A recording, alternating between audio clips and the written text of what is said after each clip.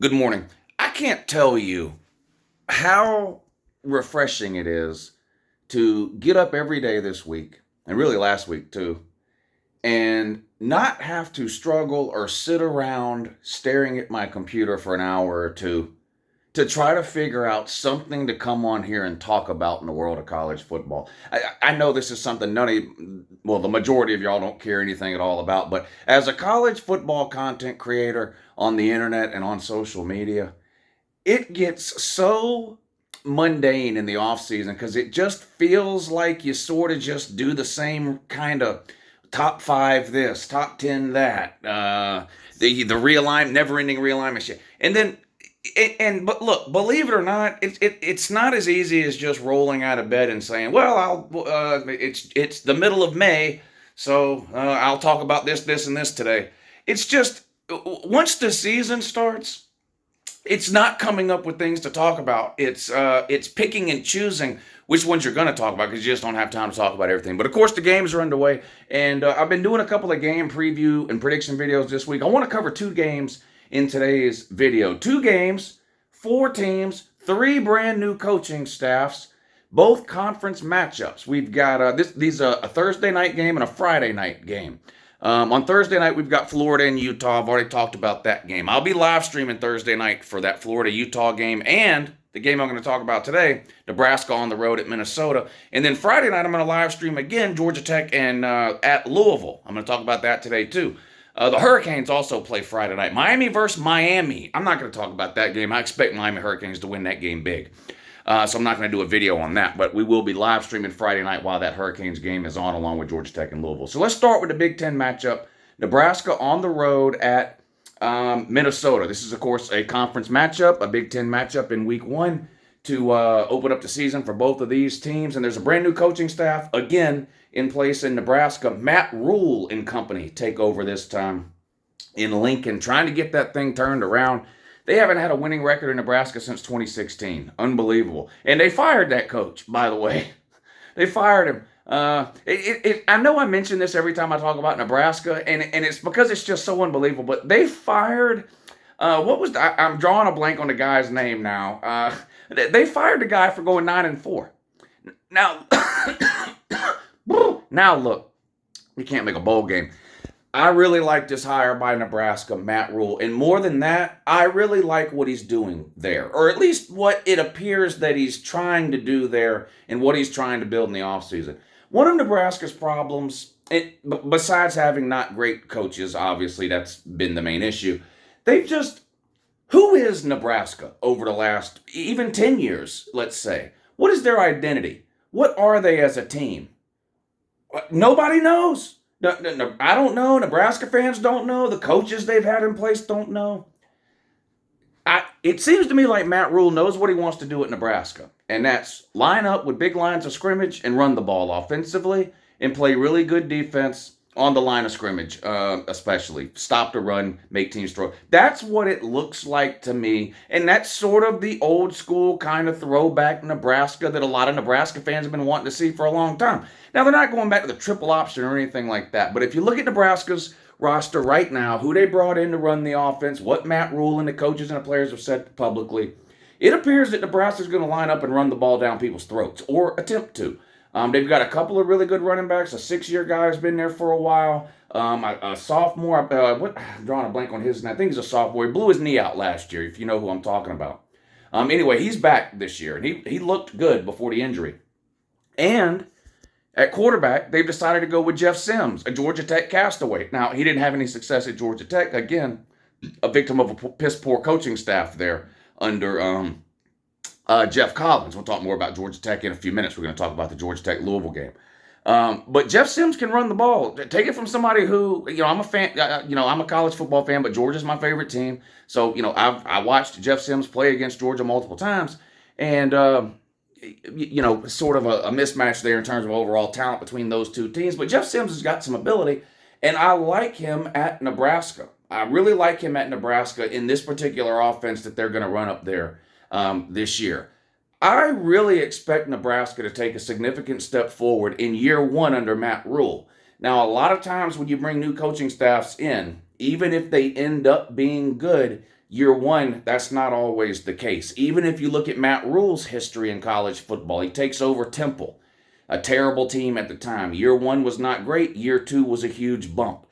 Baylor, same thing. Baylor was terrible when he got there. Year one wasn't great. It's pretty bad, actually. But then year two, a huge bump. Then he goes off to the NFL. He's with the Panthers. That didn't work out. Back to the college level and now at Nebraska. I think he can speed that timeline up by a year. I think Nebraska can be successful year one under Matt Rule. Now, what is successful in year one at Nebraska under Matt Rule? Not 10 wins, not winning the Big Ten West. That's not what I'm saying. I expect Nebraska to make a bowl game this year. And you'll say, is it really, should that be a goal of a team like Nebraska just to make a bowl game? Right now, yeah. When you haven't made a bowl game in 7 years, yes. That is, unfortunately, where Nebraska finds themselves right now. That should be the bare minimum goal, and I think they can get there. And it starts this week with a tough game on the road against a Minnesota team that was pretty good last year. They were 9-4. I think they tied for second in the Big Ten West. If you remember towards the end of the season last year in the Big Ten West, there was like 4 or 5 teams with 2 weeks to go that technically still could win the West. Minnesota was one of those teams. Minnesota's going to be a totally different team this year, though. That's not to say that they're going to be bad, but they lost their quarterback, Tanner Mordecai, who had been there for 6 years and was either the full-time starter or part-time starter 5 of the last 6 years there. He's gone. More on that in a second. Mohamed Ibrahim, who I believe is their all-time leading rusher. He was their offense, really, the last couple of years at running back. He's gone. They're flipping the script up there. This is going to be This is going to be a game of opposite styles offensively. We've watched Minnesota run for the better part of the last 4 or 5 years under P.J. Fleck. In fact, Minnesota has attempted less pass attempts than almost anyone in college football the last couple of years. They've averaged about 20 to 21 pass attempts per game over the last couple of years. It's going to be at least 10 more than that this season. They're going to air the ball out. Their strength this year, I think, is their wide receivers. Now, I've got some legitimate questions about their quarterback's ability to throw the ball. He hasn't played a ton. He's a Greek guy. I can't even pretend to pronounce his name. Kalaniakis or something like that. You don't have to have me tell you he's Greek. When you read his name, you go, that guy's Greek. Like he's got the most Greek name you've ever heard of. So I'm not even going to attempt to pronounce it wrong here, but we'll see how he does. But I think Minnesota is going to be throwing the ball a lot more than what we're used to seeing from Minnesota in the last couple of years under P.J. Fleck and company, starting this week at home against Nebraska in this game. Nebraska is going to line up, like I said, and attempt to run the ball with those running backs, and Jeff Sims can run too. Now, Jeff Sims is not he can throw the ball. Nebraska's not lining up like Navy did against Notre Dame, 80 runs and 4 pass attempts. That's not what I'm saying. Nebraska is going to run a pro-style offense, basically. They're going to throw the ball. But they're primarily going to be a run-first team. And like I said, I think a lot of Nebraska fans are kind of waiting to get back to that. They got Reamer at linebacker. He's really, really good. I'm not sure about Nebraska's back end. Will it be able to hold up in a game like this against Minnesota where I expect them to sling the ball around? We'll find out. Minnesota is about a 7-point favorite. 7.5 in some places, 7 in others, kind of depending on where you look. This has been a 7-point game the last few years. Minnesota, I think, has won 2 or 3 in a row, 5 of the last 6, something like that. But again, Nebraska's been absolutely horrendous during that time period. So that explains maybe why that record appears to be so lopsided over the last few years. You know what? I think Nebraska could go on the road and get this win in week 1 at Minnesota. Now, I'm going to take Nebraska in the points. I think this is going to be a close game. The over-under is really low in this game. The total points expected to be scored is around 42 or 43 points in this game. I think it probably goes over that 42 or 43. I think both teams probably get into the 20s here. I'm going to take Nebraska in the points. They're a 7-point underdog. So for betting purposes, give me Nebraska in the points.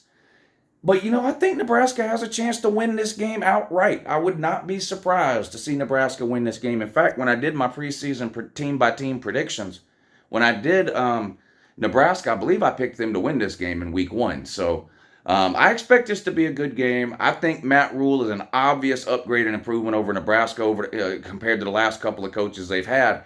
And I expect to see immediate results there. I mean, another thing you have to remember is that the other two coaches who came into Nebraska didn't have the luxury of the transfer portal like Matt Rule does now. So, the sort of old school philosophy of the 3 or 4 year turnaround, a lot of that's kind of out the window now with the advent of the transfer portal. You're expected to have more of an immediate improvement these days because of the transfer portal than you used to. And I do think we'll see that over the course of the season from Nebraska. I'm not 100% convinced they can go on the road here week one and get a win against what we know is going to be a very well-coached team in Minnesota, P.J. Fleck and company up there, a good coaching staff. But I like Nebraska in the points, and I do think there's a chance they can win the game. All right, Georgia Tech and Louisville, another interesting game here. Both of these teams have brand new coaching staffs. Georgia Tech fired Jeff Collins mid-season. They named Brent Key interim head coach for the last handful of games last year, and then in the offseason they decided to go ahead and name Brent Key permanent head coach. I'm not going to get into what all went into that. They interviewed a ton of people. The majority of them declined the job for mostly financial reasons. I'm not getting into that. Brent Key's the guy. He's in charge. They bring Haynes King in to play quarterback from the transfer portal. Louisville brings Jeff Brom in from Purdue. Now, Jeff Brom, obviously, a ton of Power 5 experience being at Purdue over the last bunch of years and has had a couple of pretty good teams. In fact, they won the Big Ten West last year. Now, the Big Ten West was kind of a giant mess last year. Nobody in the Big Ten West was great. You can argue whether there was even a good team in the Big Ten West, but Purdue did win the Big Ten West last year. Jeff Brom decides to leave Purdue and take the job at Louisville. And Louisville has been getting a ton of hype this offseason in the ACC. And I don't really understand why outside of their schedule. I get it that, you're bringing Brom in and maybe that excites you as a Louisville fan. But I'm just not sure Louisville is, like, talent-wise, roster-wise. If you listen to the way people talk about Louisville, it's like they can compete to win the ACC, and I just don't see that. They avoid the top 2 or 3 teams in the ACC in the regular season, so I understand the schedule argument, but I don't know. This is a home game for Georgia Tech. It's played in Atlanta, and while Georgia Tech is not normally a fan base that's known well, honestly, there's just not a ton of support, honestly, from the Georgia Tech fan base lately. I do think they are excited about the Brent Key hire. They're excited about Brent Key. They're excited about some of the staff changes that he's made, some of the coaches he's brought in. They like some of the pieces they have there in place. And I'll be honest with you, Georgia Tech was a different team last year the minute they fired Jeff Collins and Brent Key took that team over. Georgia plays Georgia Tech in the last game of the season every single year. And we beat Georgia Tech pretty handily last year. If you just looked at the final score, you might not know this. I actually was at that game. That's the toughest and hardest I've seen Georgia Tech play in years.